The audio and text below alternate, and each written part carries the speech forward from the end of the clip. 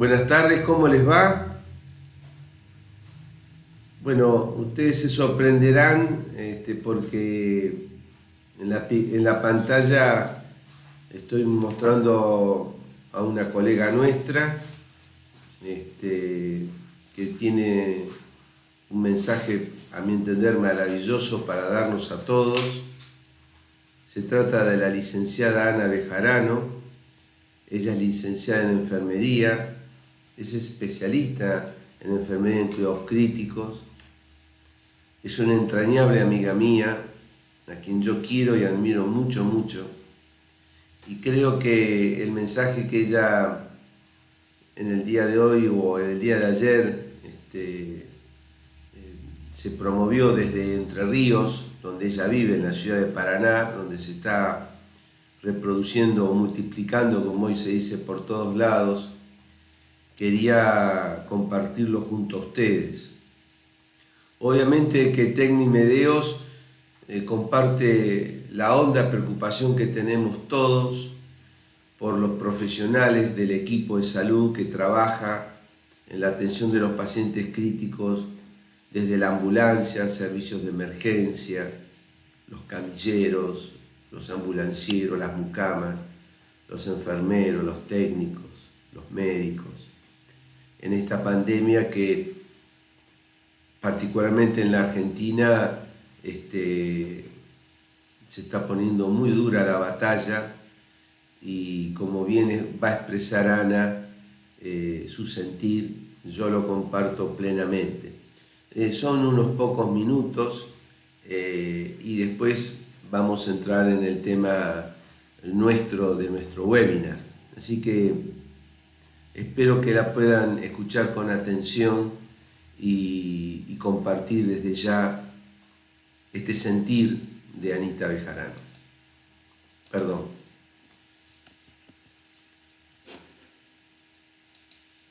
Mi nombre es Ana María Bejarano, soy enfermera especialista en cuidados médicos. Decidí estudiar enfermería por una sugerencia de mi mamá. Yo soy de Diamante, así que viajaba a Paraná a estudiar enfermería, que era una de las carreras accesibles que teníamos para estudiar sin saber lo que me esperaba, sin saber lo que era esta profesión. Me dediqué a la especialidad de cuidados críticos cuando se modificó mi puesto dentro de la institución y comenzó un crecimiento en esa especialidad que descubrí que era mi pasión, que era lo que quería hacer. Y lo somos toda la vida, porque toda la vida hay que dedicarse a esta especialidad que nos permite estar quizás entre la vida y la muerte, pero no solamente entre la vida y la muerte, sino en ese proceso que implica mejorar la vida y en ese proceso que implica también mejorar el proceso de la muerte de nuestros pacientes, ¿no? No aprendimos en todo ese proceso a cuidarnos a nosotros y eso es un poco lo que nos cambió el paradigma de trabajo hoy, nos cambió el paradigma del cuidado, el aprender a cuidarnos nosotros. A partir de la primera semana de marzo comenzamos a prepararnos, simulando cómo vestirnos, simulando cómo desvestirnos, simulando cómo lo íbamos a recibir, simulando cómo iban a circular, simulando cómo lo íbamos a cuidar, simulando cómo íbamos a comunicarnos con la familia y simulando cómo nos íbamos a cuidar nosotros. Pero en realidad hay una gran brecha entre la simulación y la realidad, porque pasaron dos cosas. La primera es que se prolongó la espera. Se prolongó la espera de la llegada, ¿no? Simulando y hasta que llegó se prolongó y eso hizo que, así como la sociedad está agotada, nosotros también estamos agotados. Necesitamos gestos para continuar, porque nuestra sociedad se merece enfermeros descansados, se merece enfermeros reconocidos, se merece enfermeros despiertos y se merece enfermeros dedicados a cuidarlos, porque nos preparamos para esto. Nos preparamos para cuidarlos a ustedes. Es momento de ser solidarios entre nosotros. Es momento de trabajar en equipo como nosotros lo aprendimos. Por lo tanto, necesitamos gestos. Porque hasta aquí llegamos nosotros. Esto es todo lo que nosotros podemos ofrecer. Multipliquemos los gestos. Ayudar hace bien.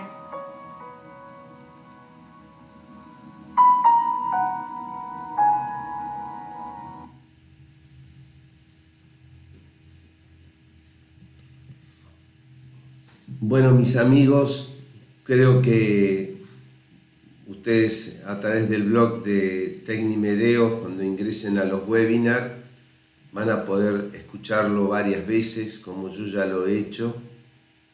Y creo que el mensaje de Ana es clarísimo. Los profesionales que trabajan en estas áreas críticas están esperando un gesto de reconocimiento del trabajo, y eso significa una remuneración acorde con el trabajo, con las exigencias del trabajo, con el peligro que significa hoy en día trabajar en áreas críticas.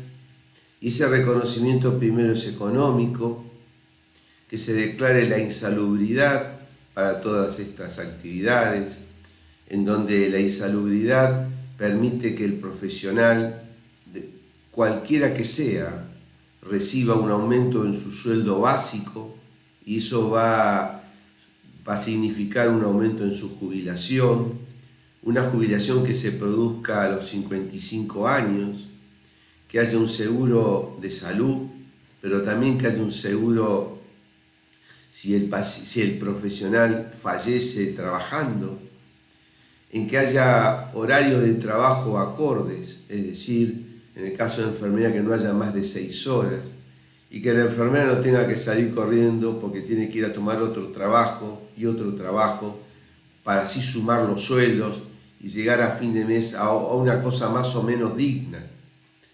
Es el famoso pluriempleo, o que un médico sale de una guardia, agarra la ruta y se va a un pueblo que está a 80 kilómetros para hacer otra guardia en medio de la neblina, con todo el peligro que eso significa.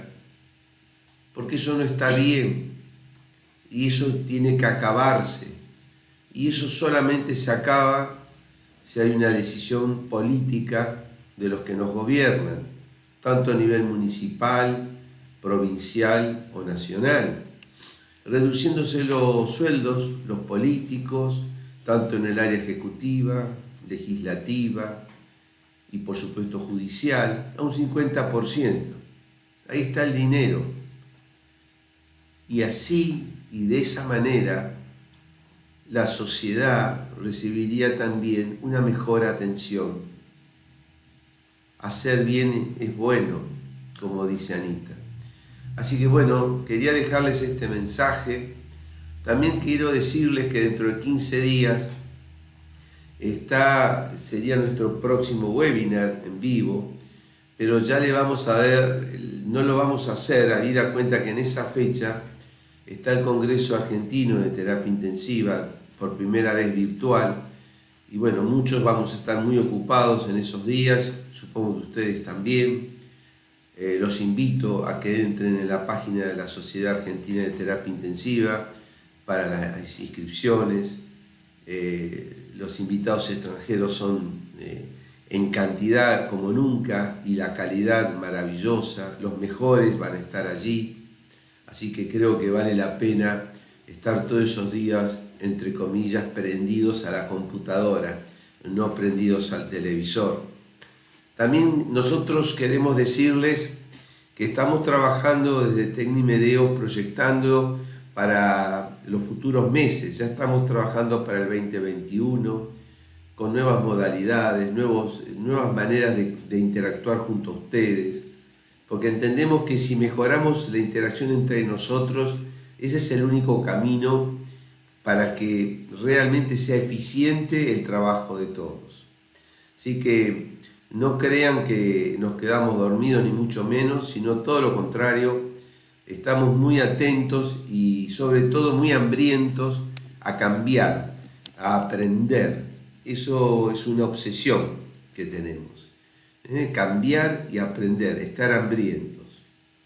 Bueno, y hablando de estar hambrientos y de desafíos, nos pareció muy interesante un tema que creo que uno dice, ¿de qué va a hablar este tipo que yo no lo sepa?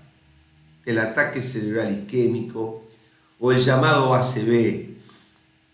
Evidentemente es probable, yo no sé si ustedes lo van a compartir, pero como muchos temas en los cuidados críticos, hay verdades heredadas.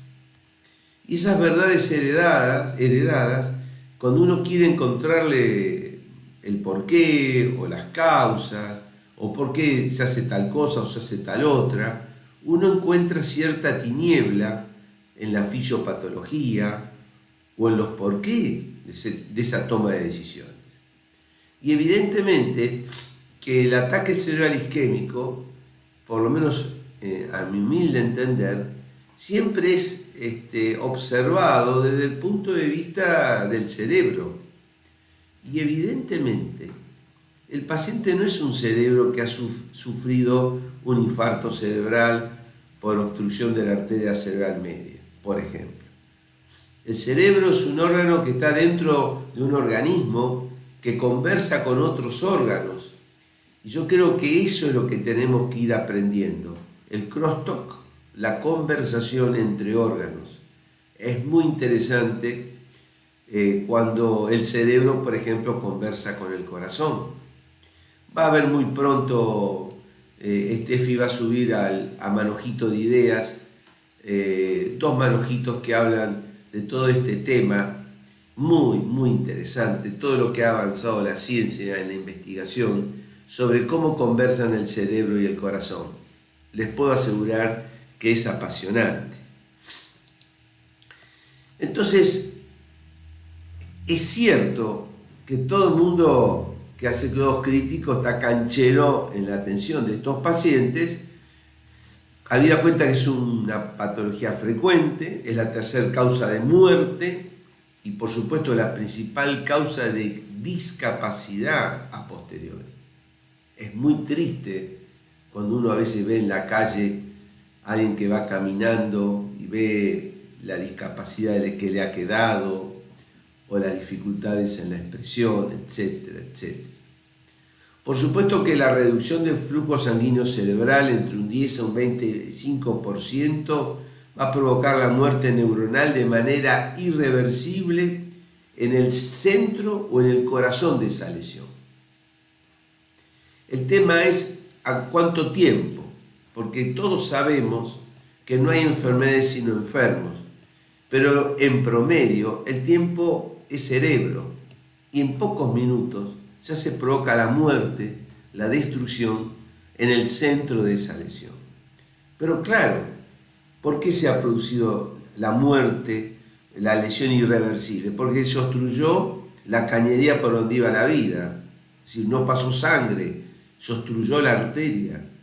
Pero obviamente todos sabemos, y hace años que hablamos, que alrededor de esa zona muerta y de lesión irreversible hay una zona de penumbra y que esa lesión puede quedarse quieta, puede avanzar, es decir, puede agravarse o también mejorar y depende de nuestras acciones, de cómo atendamos al paciente, esa zona de penumbra va a evolucionar.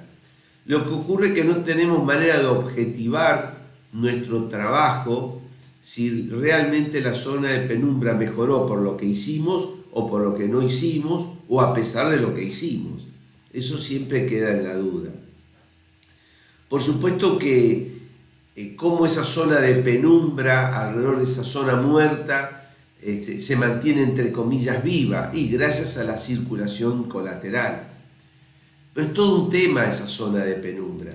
Este es un esquema clásico donde aquí estaría el centro de la lesión, es decir, una lesión irreversible, en que acá el corazón de la lesión, aquí lamentablemente yo no tengo para nada, es un tejido ya destruido, yo no tengo flujo sanguíneo, es prácticamente cero, ¿no ven?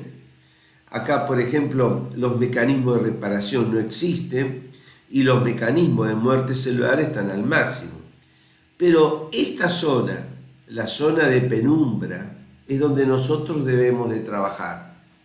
Porque es cierto que a medida que ingreso yo a la zona de penumbra va reduciéndose el flujo sanguíneo, los mecanismos de reparación lo mismo y los mecanismos de muerte celular van ascendiendo a medida que nos vamos acercando a la zona núcleo, a la zona del corazón de la destrucción irreversible cerebral. Todo esto es muy lindo en teoría, pero cuando uno atiende este tipo de pacientes, es cierto que ha habido un cambio que ahora vamos a hablar, pero a mi entender, tal vez me equivoque, hay que darle la misma importancia, tenemos que estar tan atentos como cuando estamos atentos a un paciente que cursa su primer día, por ejemplo, primeras horas de un infarto agudo de miocardio. Evidentemente que hace unos años esto fue un antes y un después, la demostración que la utilización de trombolíticos endovenosos podían, entre comillas, desobstruir ese caño, esa arteria comprometida, y reperfundir a esa zona que había sufrido tremenda deterioro porque el flujo sanguíneo cerebral había sido de 0. Entonces, claro, eso cambió nuestra perspectiva, porque antes eran pacientes, entre comillas, abandonados, entre comillas, en la cama de una sala del hospital, porque, entre comillas, no había nada que hacer. Bueno, yo creo, todo entre comillas, porque había muchísimo que hacer, a pesar de que no existía todavía, no teníamos en la mano la terapia con trombolíticos, y yo creo que hoy en día debemos insistir muy mucho en los cuidados del paciente luego de realizar la trombolisis, sea endovenosa o mecánica. En la mayoría de los lugares de nuestro país accedemos con esfuerzo porque es económicamente es caro, pero hay que tener por lo menos 2 tratamientos, pues si se gasta uno, una noche, a la madrugada puede caer otro paciente, que podemos ser nosotros. Por eso siempre hay que tener 2 tratamientos disponibles, que es un activador del plasminógeno, es decir, que va a tratar de destruir los coágulos, y el que conocemos todos, el alteplase, el famoso TPA, 0,9 miligramos kilo dentro de las 4.5 horas del inicio de los síntomas. Esto también ha tenido mucha discusión, al principio eran 3 horas, y luego los trabajos lograron demostrar que uno puede alcanzar éxito si uno administra el trombolítico hasta las 4 horas y media. Es cierto que cuanto más precoz demos el trombolítico, mayor éxito vamos a tener en la destrucción del coágulo. Eso desde ya. Y por supuesto que el tiempo comienza cuando el paciente empezó a tener, si está en el supermercado empujando el changuito, que se da cuenta que pierde la fuerza en el miembro superior derecho. Bueno, ese es el momento 0, el clic, clic, clic, ahí empezó. No cuando el paciente llega al hospital. Por supuesto que hay muchísima controversia todavía si se puede administrar entre las 4 horas y media y 9 horas, porque hay trabajos en donde se administró el trombolítico hasta dentro de las 9 horas y muchos pacientes tuvieron éxito. Entonces uno se pregunta, si yo estuviese en la cama con un ataque cerebral isquémico y llevo 6 horas de evolución, yo quisiera que me dieran el trombolítico, a pesar de que no hay una evidencia sólida, que hay controversias, pero que hay muchos pacientes que lo recibieron en ese tiempo o más tiempo y tuvieron éxito en la trombolisis. Yo quisiera que me lo diesen. Es decir, que esto es otro tema de discusión, pero que cada unidad debe discutir esto. El equipo, conformado por los profesionales que trabajan en la unidad de cuidados críticos, es decir, las enfermeras, los kinesiólogos, los farmacéuticos, los bioquímicos, los médicos, ponerse de acuerdo qué van a hacer y cómo lo van a hacer. Cada unidad es como una familia y la familia decide. Por supuesto que hay muchísimo entusiasmo con este nuevo activador del plasminógeno, el tecneteplase, que es mucho más específico para el plasminógeno e inicialmente los trabajos hablan de mejores resultados. Es decir, todo indica que tal vez el tecneteplase vaya a reemplazar el alteplase en un futuro cercano. Por supuesto, si uno está en una gran ciudad, lo ideal es hacer una trombectomía endovascular, es decir, la trombolisis mecánica, porque cuando uno la realiza se duplica la tasa de revascularización. Es importante, dentro de las 6 horas iniciales a las 24 horas de sucedido el episodio. Es decir, que tengo que realizarlo dentro de las 6 horas de comenzado el coágulo. Tengo 2,5 veces más chances de éxito, sin incrementar un drama que sucede muchas veces con la trombolisis endovenosa, que es la complicación, la hemorragia intracerebral, sintomática. Mantener una presión arterial sistólica entre 140 y 180 milímetros de mercurio hace más viable la zona de penumbra cuando uno utiliza la trombectomía mecánica. Esto, ustedes me dirán, pero esto ¿quién no lo sabe? En realidad lo sabemos todos, pero ustedes creo que van a concordar conmigo que muchas veces los pacientes no se maneja adecuadamente su vía aérea, o porque se intubó indebidamente, o porque ni siquiera tenía una sonda orogástrica con buen funcionamiento para evitar que tuviera vómitos y una broncoaspiración, o al paciente no se lo evalúa adecuadamente y el paciente tiene una disfagia, se le da algo, qué sé yo, algo medio sólido, un flancito o un yogur y se broncoaspira el paciente.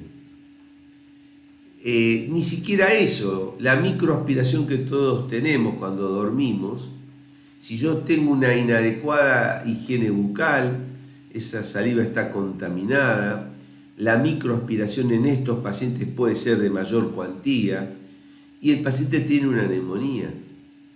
Es muy frecuente que estos pacientes no sean rotados, porque no son rotados, y serían los pacientes que debiesen ser rotados permanentemente. Son pacientes que pueden desarrollar un distrés por la tormenta inflamatoria a punto de partida del insulto isquémico, infarto cerebral. A punto de partida de allí se puede desencadenar un distrés. También se puede desencadenar un distrés por una broncoaspiración, una neumonía. Obviamente que son pacientes en que habitualmente nadie le evalúa todos los días las venas de los miembros superiores y miembros inferiores y el catéter central y el catéter periférico por si tiene material ecogénico a su alrededor o material ecogénico tapando la luz parcial o totalmente de las venas y tener una trombosis venosa y llevar a un tromboembolismo de pulmón. Son pacientes que pasa desapercibido el problema. También pasa desapercibido el problema porque habitualmente vemos que el paciente tuvo un infarto cerebral, lo vemos en la TAC, y es cierto, pero todos nos olvidamos del corazón. Por más que el paciente no tenga comorbilidades, es decir, no tenga diabetes, no tenga hipertensión arterial, no sea un tabaquista, no sea sedentario, no sea obeso, pero nos olvidamos del corazón, porque la conversación entre el cerebro y el corazón puede provocar lo que se llama, por ejemplo, trastornos electrocardiográficos, llamados, por ejemplo, las ondas T cerebrales, o trastornos en el supra-ST, que uno dice, bueno, una vez pasado el problema cerebral esto se arregla. Es posible, pero es raro que uno vea que le midamos el QT corregido todos los días a los pacientes con un ataque cerebral vascular isquémico, porque habitualmente ese crosstalk entre el cerebro y el corazón puede hacer prolongar el QT, y el QT corregido prolongado lleva arritmias como la torsada de Poix, fibrilación ventricular y muerte del paciente. Como ustedes ven, es muy importante entonces entender que el paciente que tiene un infarto cerebral, un ataque cerebral isquémico, tiene pulmones, tiene corazón, tiene músculos. Entonces es muy importante hacerlos mover esos músculos. Pues tendríamos que tener un team de entrenadores, digamos, dentro de la unidad que bien entrenados por las enfermeras, nos ayuden a pronar a los pacientes, nos ayuden a parar a los pacientes, aunque estén en ventilación mecánica. Es fundamental la movilización pasiva y activa. Si no, el paciente, nosotros nos olvidamos de un órgano fundamental que tiene el paciente, que es el músculo. No es el problema solamente de que la atrofia muscular va a ir a una debilidad progresiva de la bomba muscular respiratoria y eso va a llevar a que el paciente tenga dificultades en la desconexión de la ventilación mecánica, por ejemplo. Pero va a tener menos fuerza para toser, pero además el músculo conversa con el cerebro. A mayor actividad muscular, mejoran las condiciones cognitivas, eso está demostrado, y se reduce el delirio. El delirio, ustedes saben que su aparición aumenta la mortalidad de los pacientes. Ustedes fíjense en cosas, esta primer diapositiva, en cosas que hacemos todos los días y que muchas veces no prestamos atención. Por supuesto que a nadie se le va a ocurrir, hoy en día ya sabemos todos, una saturación periférica de oxígeno mayor del 94%. No a todos hay que ponerle oxígeno, la hiperoxia daña. Y mantener una PaCO de 35 entre 45 minutos de mercurio. Si el paciente está intubado, ese paciente tiene que tener un medidor de la PaCO2 expirada y tengo que valorar cuál es la diferencia entre esa presión expirada de CO2, es decir, el PECO, menos la PACO, o PACO menos PECO, como quieran decirlo. Pero tengo que saber cuál es la diferencia en ese paciente entre el PECO y la PACO, para inferir qué presión arterial tiene de CO2 ese paciente todo el tiempo. Porque si tengo un descenso de la PaCO2, eso va a agravar la zona de penumbra por vasoconstricción arterial. Y si tengo aumento de la PaCO2, eso provoca vasodilatación cerebral y edema cerebral. Por lo tanto, el edema va a provocar mayor daño neuronal. Y esto creo que no está acabadamente sistematizado en un paciente que está cursando con un ataque cerebral isquémico. Esto de la traqueostomía durante el 7º día es como que a todos los pacientes le ponemos el mismo moño. Yo lo pongo así a propósito porque estas son normas, digamos, que se discuten como normas internacionales, que aproximadamente en el 7º día los pacientes tienen que hacerse una traqueostomía. Yo no sé si es así. Hay pacientes que generalmente uno se anticipe, la hace antes, la traqueostomía, o espera, depende de cada paciente. Depende de si tiene morbilidades. Depende si es un paciente con enfermedad pulmonar obstructiva crónica que ha sufrido un ataque cerebral isquémico. No es lo mismo que un paciente que no tenga comorbilidades. Entonces, poner traqueostomía al 7º día es como que a todos les gusta la misma pollera. Y no es así. No es así. ¿Dónde salió? Un segundito que se me perdió.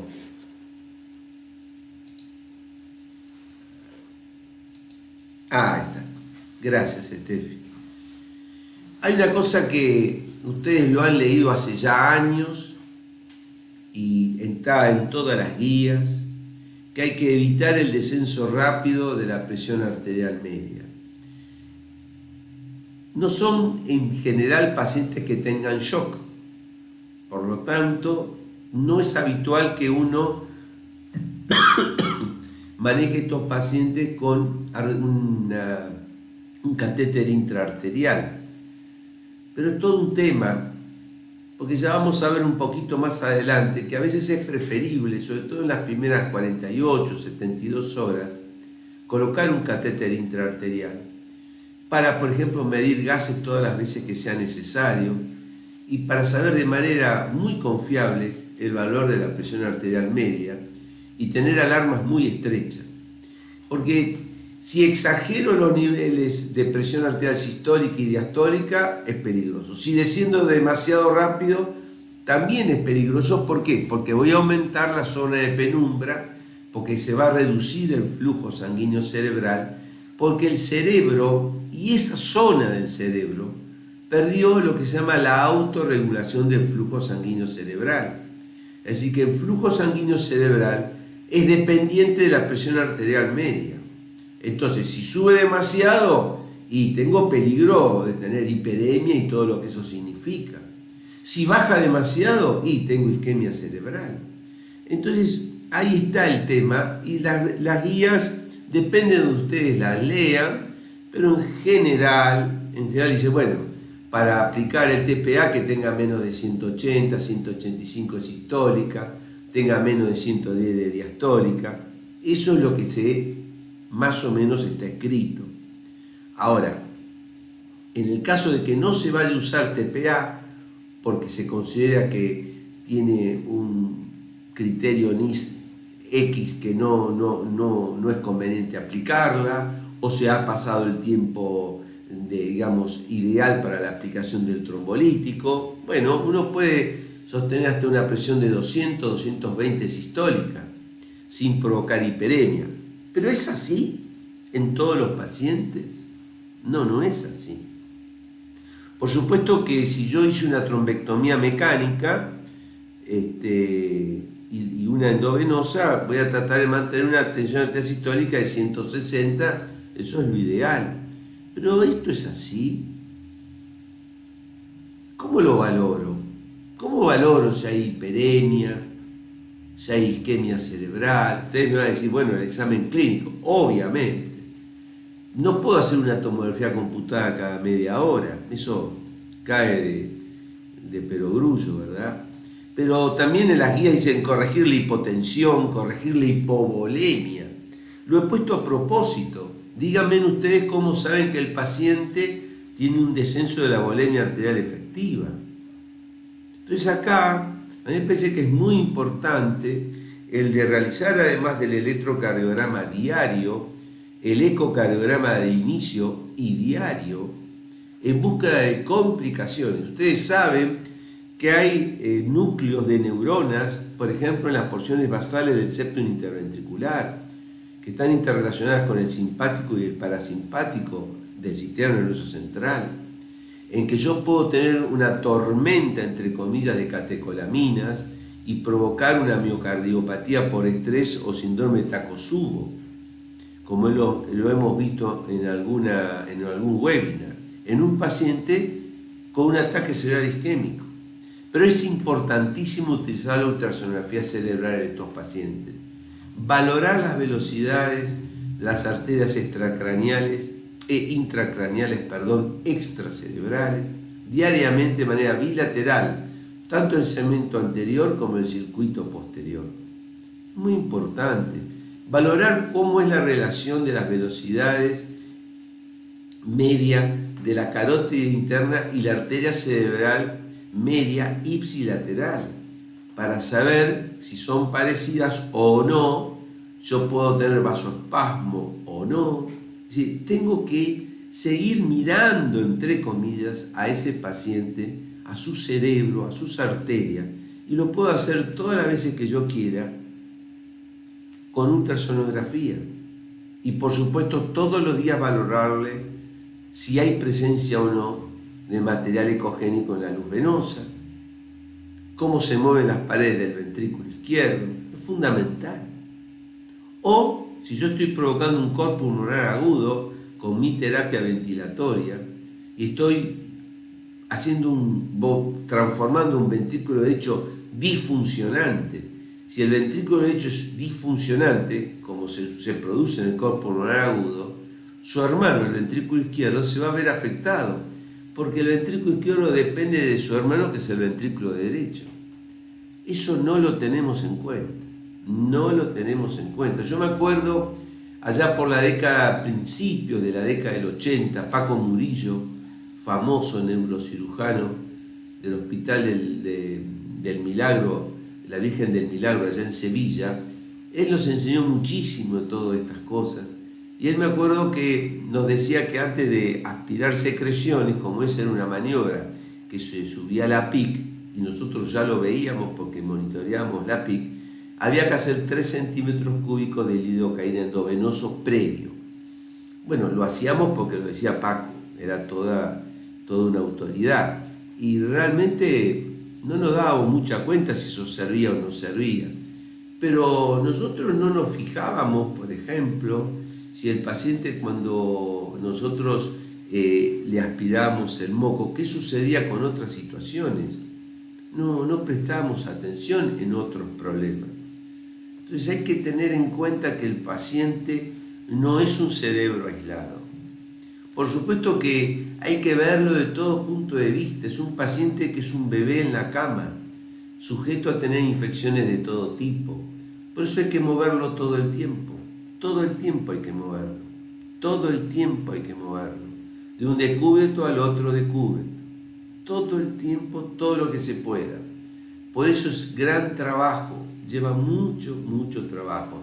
Ver si tienes cordelivideces, ver la perfusión en el lecho unguial, cosas muy sencillas que nos enseñó Glenn Hernández para valorar a los pacientes. Es muy importante hacerlo, pero yo creo que aquí la ultrasonografía tiene un rol relevante para la valoración de estos pacientes diariamente. El tema del control de la glucemia, nosotros no recuerdo en qué parte del blog de Tecnimedeos, si es en una cápsula o es en el curso de fisiopatología en el paciente crítico, creo que es ahí está, sí, es en el curso de fisiopatología que hablamos de alteraciones endócrinas o urgencias endocrinológicas en el paciente crítico, que nos referimos a cómo manejamos la glucemia en nuestros pacientes. Ya todo el mundo sabe que no tiene que ser tan estricto, que eso provoca mucho más peligro de hipoglucemia, mucho más daño, en este caso mucho aumento más de la penumbra cerebral, y que hay que más o menos entre 140 y 180 miligramos por ciento de glucemia es un nivel adecuado. Pero nosotros cometemos algo que es muy interesante, eso es una verdad heredada, que es que ¿cómo se hace el control de la glucemia? Y le pinchamos el dedito y con una tirita medimos. Eso en general es lo que se hace. Bueno, eso no se debiera de hacer, porque eso de pincharse el dedito, poner una gotita de sangre en la tirita y eso ponerlo en el relojito y medir la glucemia, fue hecho para el control, el automonitoreo de los pacientes crónicos con diabetes estables. De ninguna manera se diseñó eso para los pacientes críticos, porque hay una diferencia entre la glucemia obtenida o leída con ese relojito y la glucemia obtenida por laboratorio. Entonces, yo los invito al curso de fisiopatología, donde hablamos de este tema mucho más en extenso, pero lo que yo estoy diciendo está totalmente demostrado. Entonces, ni hablar si el paciente tiene mala perfusión, eso ni hablar. Entonces, nosotros no estamos haciendo una buena práctica del control de la glucemia, sobre todo en las primeras horas. Por eso, tal vez sea sugerente, es una idea, ustedes discútanla entre ustedes, en el equipo. Si no es conveniente en un paciente con un ataque cerebral isquémico que está en ventilación mecánica, está con dificultades, es decir, estamos con un problema, un paciente serio, gravemente crítico, ese paciente tiene que tener una vía intraarterial y tomar de allí para gases, para glucemia. Es muy importante, muy importante. Hay que evitar la hipoglucemia. Entonces, claro, entre 140 y 180 andamos bien. Lo importante no es tanto evitar ni la hiper ni la hipo, sino evitar las variaciones. El tema de la deglución. Claro, el que cuenta con un kinesiólogo en cuidados críticos, ellos son especialistas en valorar la deglución. Pero nosotros, por ejemplo, en nuestro hospital de Necochea no contamos con un kinesiólogo en la unidad y que sepa valorar la deglución. Y bueno, eso se puede aprender muy fácil haciendo ultrasonografía de la vía aérea, valorando cómo el paciente ya extubado o que no estuvo nunca intubado, y queremos saber cómo está la deglución, que diga, cuando el paciente dice, yo en un corte parasagital derecho e izquierdo a través del cartílago tiroides, voy a ver el movimiento de los cartílagos aritenoides. Si hay un defecto en la motilidad de los cartílagos aritenoides, ese paciente va a tener problemas en la deglución. Por lo tanto, ese paciente tiene prohibido la vía oral, contraindicado todo, pues si no, el peligro de la broncoaspiración. Eso es fundamental. Yo reconozco que muchas veces tuve pacientes que se broncoaspiraron, entre comillas accidentalmente, con compromiso y agravamiento de su estatus clínico, porque nosotros no supimos ni nos damos cuenta que el paciente tenía problemas en la deglución. ¿Cómo lo valoramos habitualmente? Haciendo una prueba. A ver, dale un sorbito de agua a ver si tose. No, el agua no. Dale un poquito de un yogurcito. Prueba-error. Eso es una locura. Tenemos que aprender a valorar la deglución de nuestros pacientes, en todos los pacientes que se les saca el tubo, no solamente en los de ataque cerebral isquémico, si tienen un problema con la deglución. Recuerden que las lesiones mecánicas provocadas por el tubo endotraqueal figura el trastorno de la mecánica de los aritenoides, y ese paciente va a tener problemas con la deglución. Por eso es tan importante la utilización del ultrasonido.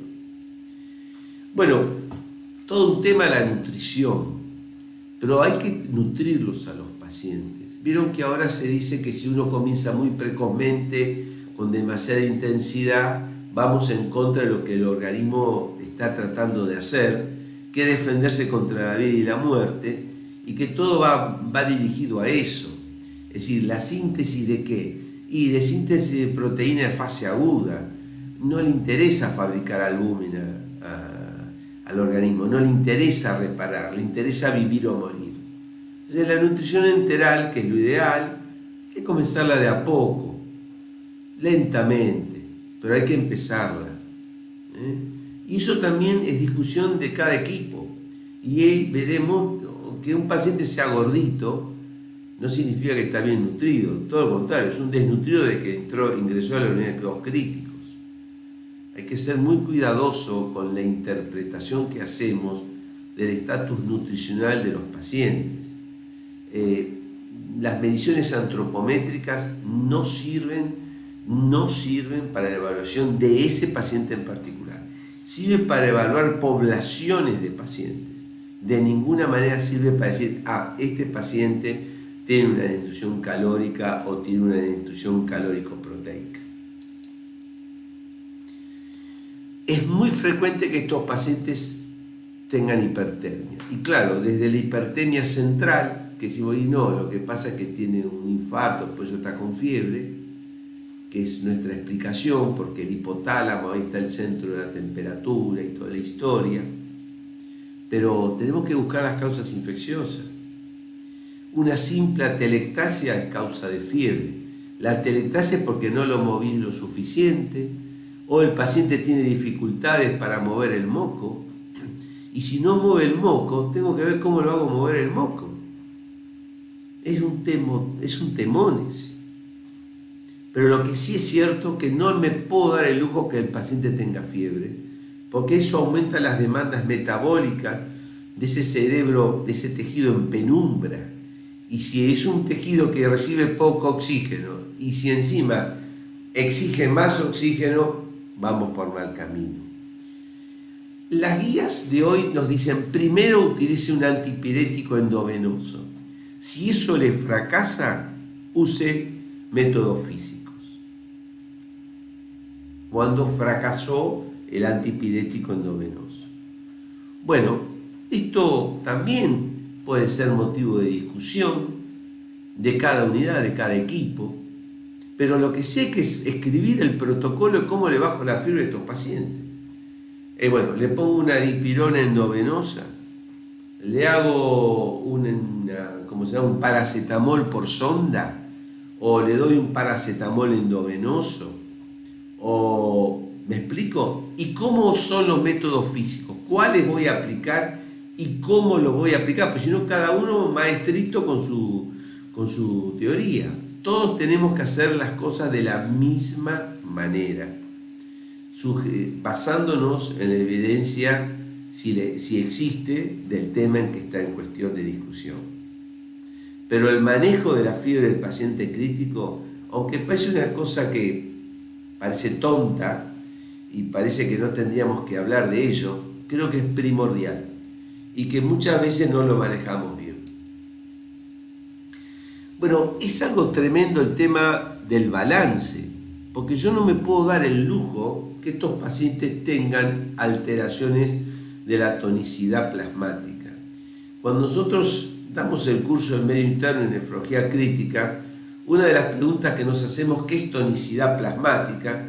Y claro, yo digo, tonicidad plasmática tiene que ver con el plasma. Es cierto, pero en realidad la tonicidad plasmática se refiere a los cambios del volumen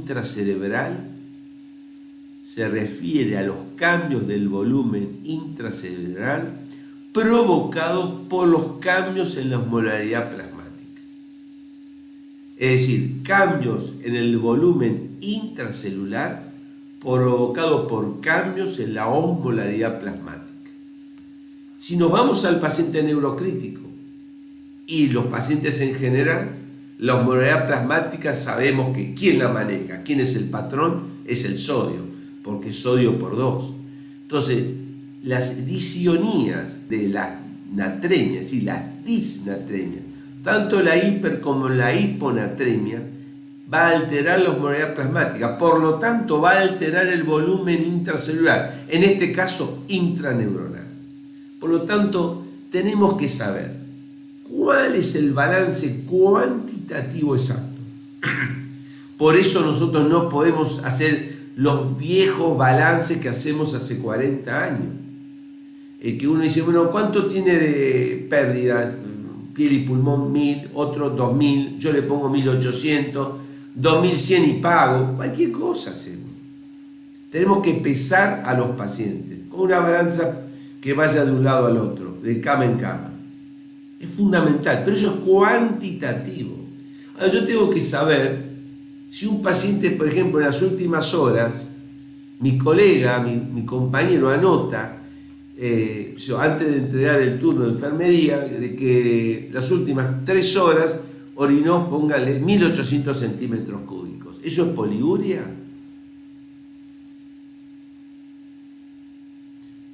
¿Vieron el silencio a propósito que hago? Porque hay que saber definir la poliuria. Cada servicio tiene que tener una investigación de cuál es el origen de la poliuria. ¿Es una poliuria osmótica o es una poliuria no osmótica? ¿Solamente pierde mucho más agua que sodio o solutos? ¿O pierde muchos solutos y también eso arrastra agua? Hay que saber qué es lo que está pasando. Es decir, que el balance tiene que ser cuantitativo, exacto, y cualitativo. Cada servicio tiene que tener un organigrama de cómo se explora la poliuria, cómo se investiga la poliuria en un paciente y cómo se va a tratar de resolverla. Pero primero tengo que saber, ¿esto es poliuria o no es poliuria? Pónganse de acuerdo en eso. Y si es acuosa o no es acuosa o osmótica, como quieran llamarla. Pero tenemos que definir los términos estando de acuerdo, no que a cada uno le parezca. Porque ese paciente que en 3 horas orinó 1700 centímetros cúbicos, por ejemplo, pudo haber tenido una poliuria osmótica, ha perdido mucha sal, y eso le puede provocar un cambio en la tonicidad plasmática, llevarlo a una hiponatremia y eso provocarle mayor edema cerebral. Y se produjo en 3 horas la poliuria, pero pasa entre comillas desapercibido a nuestros ojos. Es todo un tema el manejo del sodio en estos pacientes. Es un capítulo aparte. Todo el mundo está de acuerdo que una hemoglobina mayor de 7 es lo ideal en estos pacientes. Hay gente que los tiene por debajo, eso es cierto. Pero en general una hemoglobina de 7 gramos es adecuada, no aumenta las velocidades de los glóbulos rojos en las arterias intracraneales extracerebrales. Eso es lo que más o menos se aconseja, ¿no? A todos los pacientes, salvo una contraindicación, alergia al ácido acetilsalicílico, dentro de las primeras 24 o 48 horas ya tienen que recibir esa dosis de ácido acetilsalicílico para inhibir las prostaglandinas. Hay ya muchos trabajos en el uso de antiagregantes o la antiagregación dual, es decir, aspirina más clopidogrel. En un futuro creo que va a ser una evidencia fuerte como para que las guías digan, bueno, hay que usar antiagregación dual. Hoy ustedes pueden decir dentro de su servicio, nosotros ya lo incorporamos, o nosotros lo usamos ya hace 3 años, Dopi, ¿qué estás hablando? Perfecto. Acá es importante, me olvidé de decirlo, usemos soluciones isotónicas. Acá no podemos utilizar soluciones balanceadas, por ejemplo, rigerlactato, porque son soluciones hiposmolares y pueden ayudar al paciente al desarrollo de edema cerebral. Por supuesto que la profilaxis de la trombosis venosa profunda tiene que ser una obsesión. Todo un tema el asunto de la compresión neumática intermitente, porque vieron que las medias, hay que poner las medias, las blancas, y arriba eso que se pega, digamos, y se despega fácilmente, es lo que se infla y se desinfla. Pero claro, cuando tiene puestas las medias, nadie mira las patas de los pacientes. Sacar las medias, poner las medias, pues eso es lo que hacemos los médicos. Ahí sacamos las medias, sacame las medias. Y la enfermera va a sacar las medias, y después lo miramos y después damos media vuelta y nos vamos. Y colocar las medias es mucho trabajo. Mucho trabajo. Por eso el trabajo en equipo. Colaboremos entre todos. La heparina baja con peso molecular, si no está contraindicada, profilaxis es una medida muy adecuada. Pero lo más importante, ese paciente que ingresó hace 3 horas y ya tiene hecho el trombolítico, ya tengo que empezar en rehabilitarlo y en moverlo. No lo movamos por las dudas. ¿Por la duda de qué? Que si no, ¿por la duda de qué? Justamente el no moverlo es lo que nos ha llevado a desastres a nuestros pacientes. Y bueno, ¿cuál sería el futuro de estos 2 chicos, no? Mirando en un atardecer. Obviamente que yo creo que entender que el cerebro está integrado, que no está aislado, que conversa permanentemente entre los órganos, entre el pulmón, corazón. Hay algunos temas entre cerebro y riñón muy interesantes, pero todavía hay poca investigación, pero hay muchísimo sobre corazón. Es tremendo, tremendo. Neuroimágenes. Bueno, si uno tiene la opción de tener el tomógrafo en el hospital, no como nosotros que no contamos, siempre es adecuado repetir la neuroimagen, la tomografía, a las 24 horas, de hecho, la terapia de reperfusión, o en cualquier cambio que tenga el paciente, es decir, cuando esté indicada. Eso es todo un tema. El traslado de un paciente es un capítulo en el paciente crítico, porque generalmente no le prestamos demasiado atención cómo llevamos el paciente de la unidad de cuidados críticos, del servicio de emergencia al tomógrafo, quién lo cuida dentro del tomógrafo, cuando se está haciendo la tomografía, cómo nos cuidamos cuando estamos ahí adentro. No alcanza el chaleco para taparse el tórax y el abdomen y la pelvis, sino también hay que ponerse acá en el cuello para la tiroides. Yo digo esto porque el que les habla ha cometido muchos errores en eso, no le ha dado la importancia necesaria. Por favor, no cometan este error. Tenemos que cuidarnos nosotros. Pero las imágenes son elocuentes. Si hay que trasladar al paciente como nosotros debemos hacerlo, bueno, hay que ver los pros y los contras. Por eso la ultrasonografía cerebral es de enorme importancia valorarla, porque uno puede valorar si hay velocidades de glóbulos rojos en la cerebral media, si no los hay y hay repercusión, cómo empieza a haber velocidad, cómo uno empieza a ver el Doppler color y cómo se sostiene eso en las horas. Bueno, el neuromonitoreo, mucho se habla del neuromonitoreo y es cierto que ha habido un avance enorme sobre el neuromonitoreo, pero creemos que desde Tecnimedeo y de hace más de 30 años que venimos diciendo lo mismo, es la silla el mejor monitoreo para el paciente crítico, una silla para sentarnos al lado de la cama del paciente. Porque nada mejor que estar al lado de él para darnos cuenta de los cambios. Es cierto que el monitoreo de la PIC es un traje a medida. No está dicho, bueno, a todos los pacientes se les pone un catéter de PIC, a cuándo se... Eso es una discusión que debe hacerse en cada equipo de cada unidad de cuidados críticos. Es un traje a medida, pero por supuesto a todos los pacientes y todo el tiempo la ultrasonografía cerebral. Si ustedes leen a los expertos en neurocríticos, van a leer que dicen que la ultrasonografía cerebral hasta el día de hoy tiene baja evidencia de utilidad como monitoreo en el paciente neurocrítico. Bueno, con todo respeto a los expertos, nosotros creemos que es muy útil y que debe hacerse todo el tiempo. Primero porque no daña, y segundo porque nos da una información que de no tenerla estamos a ciegas. Es muy útil. Por ejemplo, podemos medir si tiene o no desviación de la línea media todas las veces que querramos. Y es muy útil saber si el paciente que no tenía desviación de la línea media empieza a tener desviación de la línea media. Porque si empieza a tener desviación de la línea media, ese paciente algo le está pasando. Y si veo imágenes ecogénicas que yo antes no veía en la zona digamos, del núcleo, del core, de la lesión, del infarto cerebral, puedo pensar que este paciente tiene una transformación sanguínea, lo que se llama la hemorragia cerebral maligna espontánea en un paciente con un ataque cerebral isquémico, que es una catástrofe. Pues yo puedo adelantarme a todo eso con la ayuda de la ultrasonografía cerebral.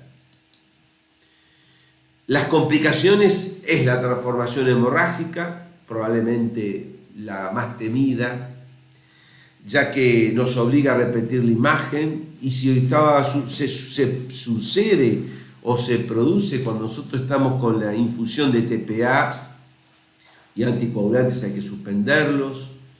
La corrección de las anomalias de la coagulación es todo un tema. No podemos superar una presión sistólica mayor de 160 porque tal vez el paciente sangre más. Y bueno, es todo un tema la cirugía. Porque muchas veces el planteo es, si yo voy a operar, voy a sacar la plaqueta, como dice el neurocirujano, y si es del lado izquierdo, este paciente va a tener mucha chance de quedar hemiparético, afásico.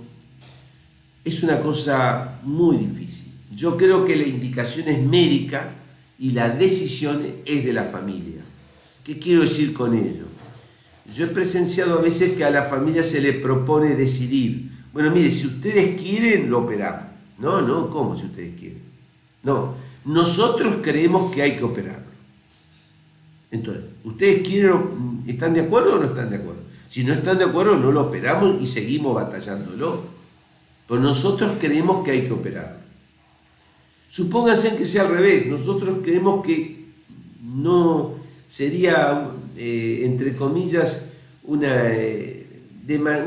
terapia inútil, ensañarnos con él si vamos a una cirugía, se le explica a la familia los por qué.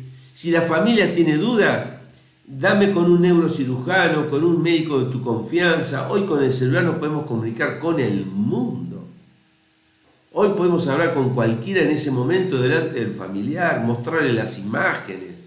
Podemos hacer todo hoy. Hoy no hay excusas para no hacer una interconsulta online con los colegas que la familia confía. Y eso es muy importante, porque más allá del resultado que tengamos con el paciente, la familia necesita tener paz espiritual con lo que